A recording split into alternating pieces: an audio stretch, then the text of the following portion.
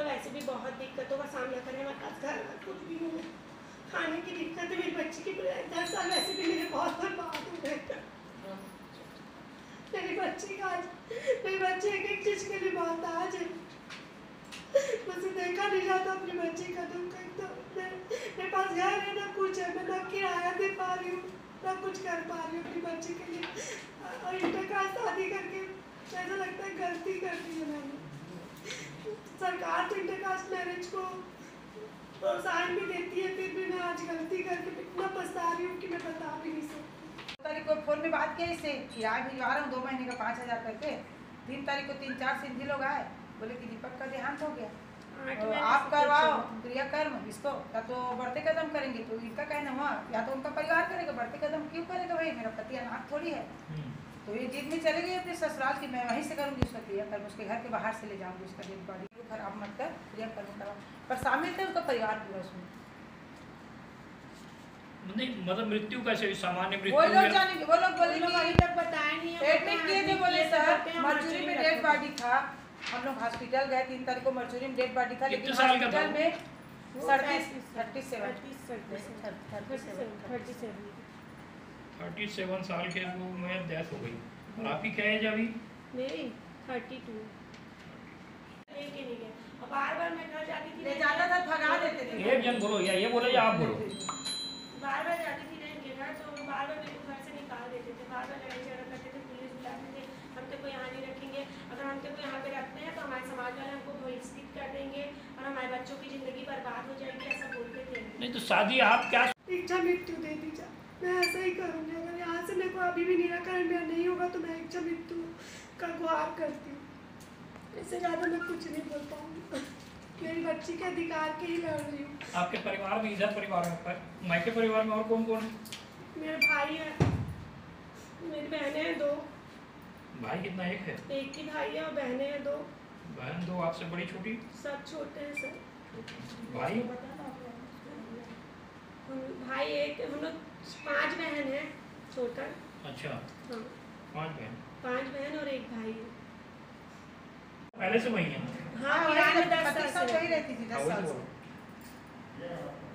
शादी कब हुई आपकी? 2010 में हुई है सर मेरी शादी। 2010 में? हाँ, उसके बाद मैं 2-3 बार इनके घर गई ना, तो उसके बाद मेरे पति को 2012 में इन्हें अपने जमीन जायदाद से बेदखल कर दी। 2012 में पारिवारिक रूप से अलग कर दिया उन्हें? हाँ जमीन जायदाद की प्रॉपर्टी पूर्वजों की है, प्रॉपर्टी पूर्वजों की। वो अलग बात है, मतलब पढ़ाते थे अभी 2 साल से बोलते हैं हम कर दिए और हम कुछ नहीं, अभी तक नहीं वही लोग देते थे। और मेरे पति को भी उन लोग पैसे देते थे पहले 20,000, हमेशा 20,000 देते थे। और जैसे मेरे पति उनके घर में जाके रहने लगे ना 8-9 महीने से, तो वो बोलते हैं हमको 2012 में उनको परिवार से 2012 में अलग कर दिया। आपका कहते जो शादी करने के बाद बच्चे कितने साल बाद हुआ है, मतलब कौन से साल में हुआ? 2011 में। 2011 में। एक ही बच्चा है? हाँ एक ही बेटी है। क्या नाम है बच्ची का? ऋषिका लालवानी।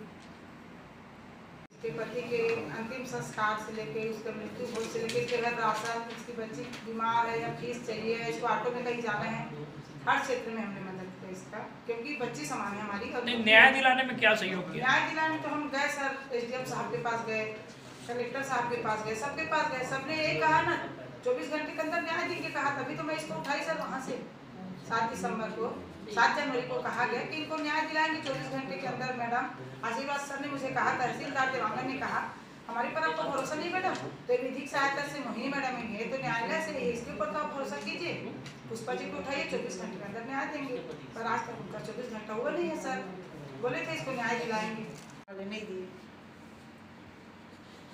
तो ये 7 तारीख को ना उसके घर के दरवाजे में बैठ गई अपनी बच्ची को लेके 7 जनवरी को, कि मैं यहाँ से नहीं जाऊँगी, मैं यहीं रहूँगी करके। तो पूरा शासन प्रशासन आ गया था, SDM साहब आ गए थे। कहाँ पर है? लालबाग गली नंबर 3।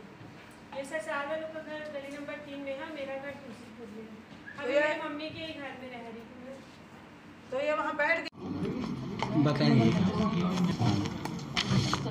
क्या बोलते हैं, मेरे घर वालों के खिलाफ मामला है जो मेरे घर वाले मेरे साथ अन्याय कर रहे हैं, 10 साल से अन्याय कर ही रहे हैं लोग। आज तक के मैं इन लोग के घर जाती आई हूँ तो इन लोग मेरे को ना घर में आने देते हैं, मुझे घर से निकाल दिया जाता है बार बार। 11 साल हो रहा है मेरी शादी को, 11 साल से इन लोग बार बार मुझे निकाल देते हैं। मेरी बच्ची को नहीं रखना चाहते। मेरी बच्ची 3 महीने की थी तब इनके घर गई ना, तो मेरे को रात के 1 बजे इन लोगों ने निकाला है। उसके बाद मैं बड़े जिला हॉस्पिटल है ना, वहाँ लेके अपनी बच्ची को गई, और उसके बाद वहाँ रात भर काटने के बाद मैं थाना गई। थाना सुबह थाना जाने के बाद दीपमाला कश्यप मैडम थी उस टाइम, तो वहाँ पे इन लोग बोलते हैं हम कुत्ता पाल लेंगे लेकिन इस लड़की को नहीं पालेंगे, इस कास्ट की। मेरे को ऐसा बोला गया था वहाँ। कौन बोलता है? हैं मेरे परिवार वाले, मेरे जेठ मुकेश लालवानी, महेश लालवानी, मेरे ससुर गोवर्धन लालवानी, मेरे चाचा ससुर लोग बोलते हैं, सब के सब। भारत जनरल स्टोर वाले हैं और जय प्रेस, भारत जनरल स्टोर, विजय जनरल स्टोर, इन्हीं लोगों की है सब। किनसे आपकी शादी हुई थी? कैसे हुई शादी? मेरी शादी 2010 में हुई थी आर्य समाज में। किनके साथ हुई थी? दीपक लालवानी के साथ। उसके बाद क्या हुआ आपके साथ? उसके बाद मेरे हस्बैंड बोले कि 7 महीने तक मेरे बड़े भैया की शादी हो जाएगी, उसके बाद मैं तुम्हें अपने घर ले जा लूँगा। उसके बाद ठीक है, हम लोग घर आ गए। फिर घर आए, बस 7 महीना हो गया तो अपना घर छोड़ के खुद ही आ गए। बोलते हैं अब मैं अपने घर नहीं ले आ सकता, ऐसे वैसे। तो फिर मैं ना 2-4 महीने रही, फिर इनके घर गई। तो इनके घर गई तो इनकी मम्मी बोलती थी मेरे को यहीं रह जा बेटा, ऐसे करके। तो मैं बोलती थी हाँ ठीक है रहूँगी आंटी, ऐसे करके, मम्मी जी ऐसे करके। तो बोलते हैं कि नहीं तुम क्यों अब नहीं रह सकती करके, इनके फैमिली वाले मेरे जेठानी लोग नहीं करके रात में मेरे को निकाले। फिर उसके बाद मैं अपने घर आ गई। फिर किराए से रूम लिया, हम किराए में रहने लगे। फिर उसके बाद मेरी बेटी आई ना, मेरी बेटी का जन्म हुआ, फिर और गई मैं 3 महीने होने के बाद कि अब मेरी बेटी के भविष्य का सवाल है तो चले जाती हूँ ऐसे करके। तो वहाँ गई ना, तो इन लोग दिन भर अच्छे से रहे, दिन भर इसको बुलाया उसको बुलाया, नहीं निकले। फिर रात के 1 बजे इन लोग मेरे को निकाले कि नहीं अब नहीं रखेंगे हम लोग, ऐसे करके। तो एकदम लड़ाई वड़ाई कर रहे थे। तो मैं ना रात के अपनी 3 महीने की बच्ची को लेके जिला हॉस्पिटल चली गई। हाँ, जिला हॉस्पिटल के बाद सुबह हुआ ना, तो सुबह मैं ना थाना गई थी। तो वहाँ थाना में बात हुई मेरी, तो वो सब आए मेरे फैमिली वाले, तो बोलते हैं हम इसको नहीं रखेंगे अपने घर में, ऐसे कर। अभी आप क्या चाह रही हैं? मैं सिर्फ ये चाहती हूँ कि मेरी बच्ची का अधिकार दे दे और मुझे अपने घर में रहने की अनुमति दे दे, मेरे ससुराल वाले। नहीं करेंगे तो क्या करोगे? नहीं करेंगे तो मैं कलेक्टर ऑफिस के सामने रात दिन धरना बैठूँगी, और उसके बाद भी मेरा निराकरण नहीं होगा तो मैं इच्छा मृत्यु की बात करूँगी राज्यपाल जी से, श्री राज्यपाल जी, पुष्पा लालवानी। हाँ, एग्जाम हुआ आज, कितने बच्चे सम्मिलित हुए? कितने?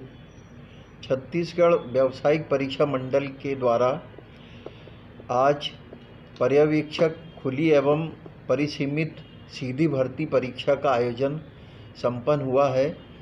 राजनांदगांव जिले में कुल 31 केंद्र में 10,514 विद्यार्थी सम्मिलित होना था, किंतु 9,864 परीक्षार्थी सम्मिलित हुए और 650 परीक्षार्थी अनुपस्थित रहे हैं।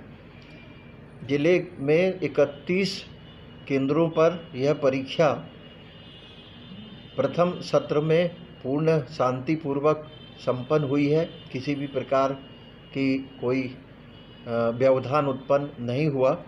इसी प्रकार द्वितीय पाली में मात्र 4 केंद्रों में लगभग 1200-1300 परीक्षार्थी सम्मिलित हो रहे हैं। दिग्विजय महाविद्यालय, विज्ञान महाविद्यालय, कमला कॉलेज और मल्टीपर्पज़ हायर सेकेंडरी स्कूल में द्वितीय पाली में परीक्षाएं होगी। बाकी यह परीक्षा पूर्णतः संपन्न हुई है और सभी केंद्रों में कोरोना संक्रमण की पूरे उपायों को ध्यान में रखकर परीक्षा संचालित की गई है। शुभ नाम? डॉक्टर KL तांडेकर, प्रिंसिपल, शासकीय दिग्विजय महाविद्यालय, राजनांदगांव।